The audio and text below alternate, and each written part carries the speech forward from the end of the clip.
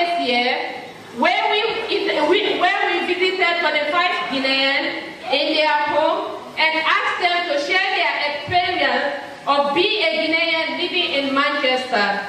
We did this in a form of voice recording. We transcribed that recording into writing and translated into English as people spoke their preferred language.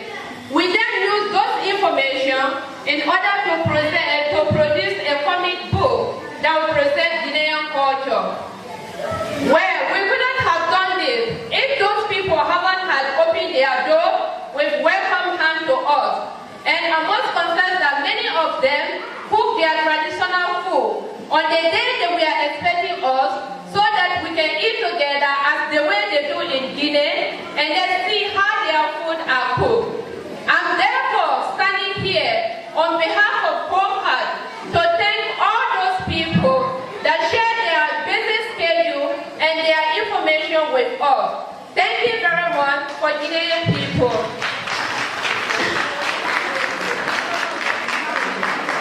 And believe me, we wouldn't have been here today if it wasn't because of those people. Thank you very much for your time.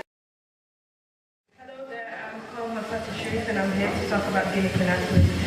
Growing up with a Guinean mom, I always wondered why she was told to call everybody uncle and auntie when they were from different families and religions. But traveling to Guinea with my family made me realize that Guinea is one community, one family regardless of religion and the part of Guinea you're from. One thing is that you can never see the difference between neighbours and family because everyone's always looking out for each other. However, in England, everyone's always fighting over little things. Your siblings are always in other countries. Sometimes I wonder why people say Guinea is dangerous, because when I went there, I could go out with my friends and it was about half an hour to walk to the city centre. But here you need to talk, you need to take the bus, you can't let your children go out to town by themselves.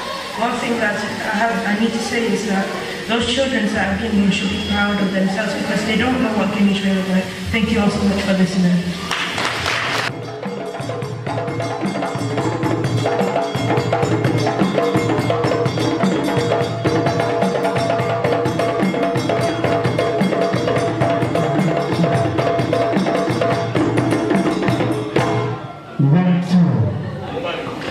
Ladies and gentlemen, please welcome the lovely kids on the pencil plate. Ready?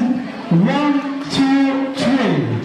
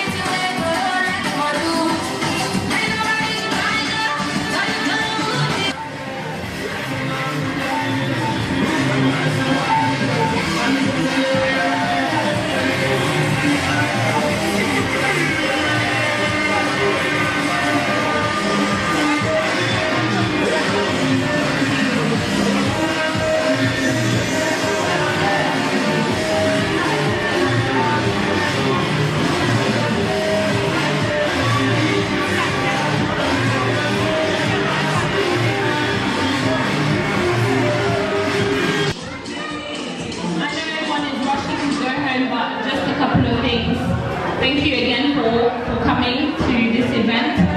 And we want to give a special thanks to the person who made all of this happen. She's trying to hide in the corner and she's pretending that she's shy. But we're going to call Mama Pipe to come here. Please give a big round of applause to her because this would not have happened without her.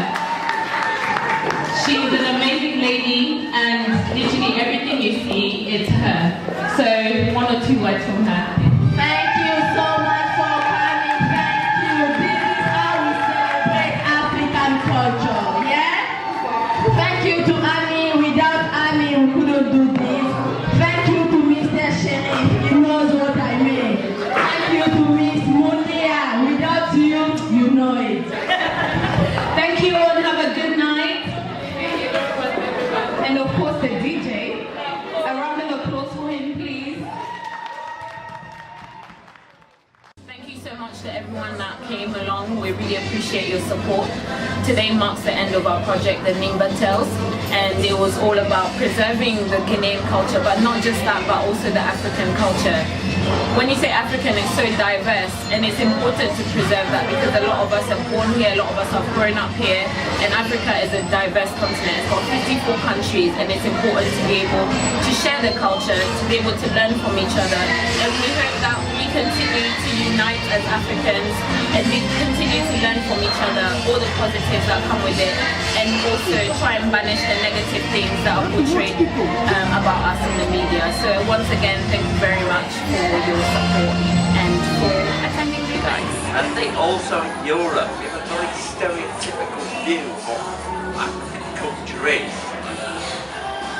You've got the drumming, you've got the costumes, but it's kind of pretty much the same everywhere. It's not at all, it's extremely diverse. I've always understood that, never really had a chance to see it until tonight. I was sitting with an accountant whose wife is an optometrist.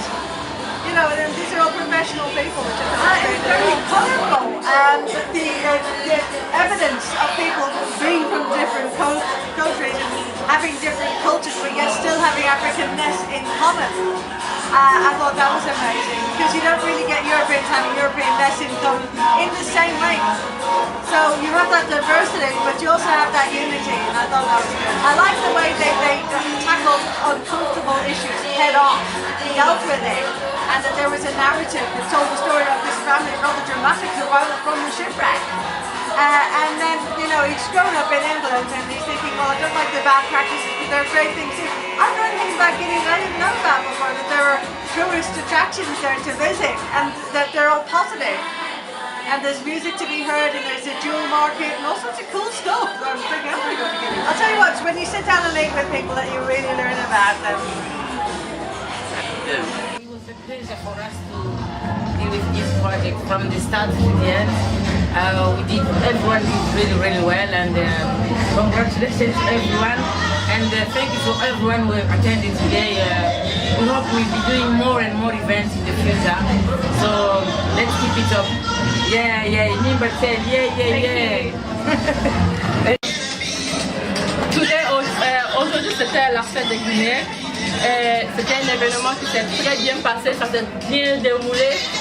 On a rencontré différentes personnes.